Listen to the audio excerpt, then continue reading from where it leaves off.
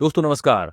आज मैं आपको एक ऐसी कहानी सुनाता हूं जो शायद आपको चौंका दे। 5 साल पहले तक जो नेता बीजेपी की आंखों का तारा बनकर बंगाल में टिकट बांट रहा था, वो इस समय अपने घर में किसी तरह खुद को बचाने की कोशिश कर रहा है। ये नुकसान होता है किसी सिचुएशन को पॉलिटिकली मिसरीड करने का। तो बात हो रही है कैलाश विजयवर्गीय की, जिनके इलाके में गंदा पानी पीने से कम 17 लोग मर चुके हैं। हालांकि लोकल क्लेम्स में ये संख्या 23-24 तक पहुंच रही है और ऑडिट रिपोर्ट्स 15 मौतों को डायरिया से लिंक कर रहे हैं। इनके खिलाफ इंदौर से लेकर भोपाल और दिल्ली तक अलग ही किस्म का बवाल चल रहा है।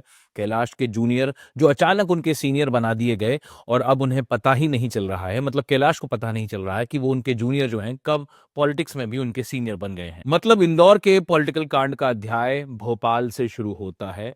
पक्ष और विपक्ष सब गोलबंदी में दिखाई दे रहे हैं। सोचकर देखिए, इंदौर के जो अखबार, टीवी और जर्नलिस्ट लगभग हर रोज एमपी के पब्लिक रिलेशन की खबरें छाप रहे थे, अब वे अचानक ग्राउंड रिपोर्ट करने लगे हैं। अचानक उन्हें सोसाइटी के लिए अपनी ड्यूटी याद आ गई है। यही लोग पहले गायब थे। अखबारों में नगर निगम से एड्स लेकर इन्होंने सालों साल गरीबों के लिए, आम लोगों के लिए कोई काम नहीं किया। इंदौर वालों को एक नकली हवा में रखा कि आपका शहर सबसे साफ सुथरा है। तो अब जब हवा पानी खराब हुआ तो शायद भोपाल से सिग्नल मिल गया और अचानक इनके भीतर का पत्रकार जाग गया। कांग्रेस वाले भी खूब घंटा बजा रहे हैं। वैसे इस बार कांग्रेस को बहुत फुटेज मिल रहा है। इनफैक्ट राहुल गांधी भी विजिट कर रहे हैं। कैलाश विजयवर्गीय, जिन्हें मालवा निर्माण इनफैक्ट पूरे एमपी में सबसे स्मार्ट पॉलिटिशियन कहा जाता है, जो बीजेपी के जनरल सेक्रेटरी तक रहे, जिनके आसपास बड़े बड़े नेता पानी भर रहे थे, लेकिन अब गंदे पानी ने उन्हें परेशान कर दिया है, उनका माथा दुखा दिया है। देखिए, कैलाश विजयवर्गीय शुरू से ही फॉल्टी माउथ रहे हैं। एक रिपोर्टर से उन्होंने एक सवाल का बेतुका सा जवाब दे दिया और बीच में घंटा कह दिया। तो 2-3 दिनों तक के लिए पूरा सिनेरियो बदल गया। लोग भागीरथपुरा की मौतों को जैसे भूल गए थे और मंत्री को कोसने लगे थे। लापरवाही को कोसना भी चाहिए, खूब कोसो, लेकिन बाकियों की जिम्मेदारी का क्या? सारे बीजेपी वाले जैसे एंटी कैलाश बयान दे रहे थे।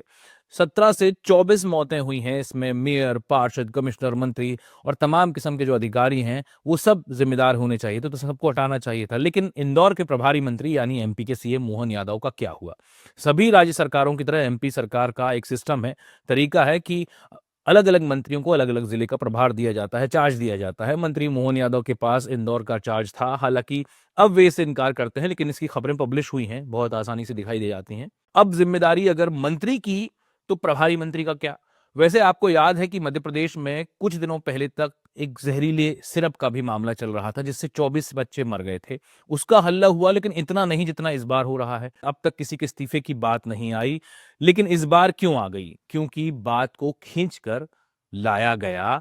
कैलाश विजयवर्गीय ने जबरदस्ती इस मामले में खुद को कुदा लिया, जबकि वो विधायक थे। वो चाहते तो जिम्मेदारी प्रभारी मंत्री के साथ आ सकती थी, लेकिन कैलाश विजयवर्गीय इस पॉलिटिकल सिचुएशन को मिसरीड कर गए और अब सीएम मोहन यादव ने भी हाथ खींच लिए हैं, सबने हाथ खींच लिए हैं। तो आज राहुल गांधी खुद इंदौर पहुंच चुके हैं। बॉम्बे हॉस्पिटल में मरीजों से मिले, फिर भागीरथपुरा में परिवारों से मिल रहे हैं। कांग्रेस इसे पीपल फर्स्ट बता रही है, जबकि बीजेपी इसे पॉलिटिक्स कह रही है। राहुल ने एमपी सरकार को सिस्टमेटिक फेलियर बताया, का सिस्टमेटिक फेलियर बताया और पीएम मोदी पर गरीबों की मौत पर चुप रहने का आरोप लगाया। कैलाश ने कांग्रेस पर इंदौर की इमेज खराब करने का इल्जाम लगाया, लेकिन सीएजी की पुरानी रिपोर्ट्स में वाटर मैनेजमेंट की कमियां पहले से ही हाईलाइटेड थीं, जो इग्नोर हुई। मेरे इन वीडियो में आप वो देख सकते हैं। ये पूरा कांड पॉलिटिकल मिसरीड का क्लासिक उदाहरण है, जहां क्लीनेस्ट सिटी का तमगा लगाकर रियल इश्यूज को छिपाया गया और जब मौतें हो गईं तो सब एक दूसरे पर उंगली उठा रहे हैं। कांग्रेस एससी लेवल की जांच की मांग कर रही है, बीजेपी डिफेंड कर रही है, लेकिन सवाल यह है कि असली जिम्मेदारों पर एक्शन क्या होगा, या फिर ये भी एक और पॉलिटिकल ड्रामा बनकर रह जाएगा। इंदौर वाले सोचिए, आपका शहर नंबर 1 था, लेकिन किस कीमत पर? ये वीडियो अगर आपको अच्छा लगा हो तो लाइक और शेयर कीजिएगा और अपनी राय कमेंट बॉक्स में बताइएगा। चैनल को सब्सक्राइब कीजिएगा। शुक्रिया।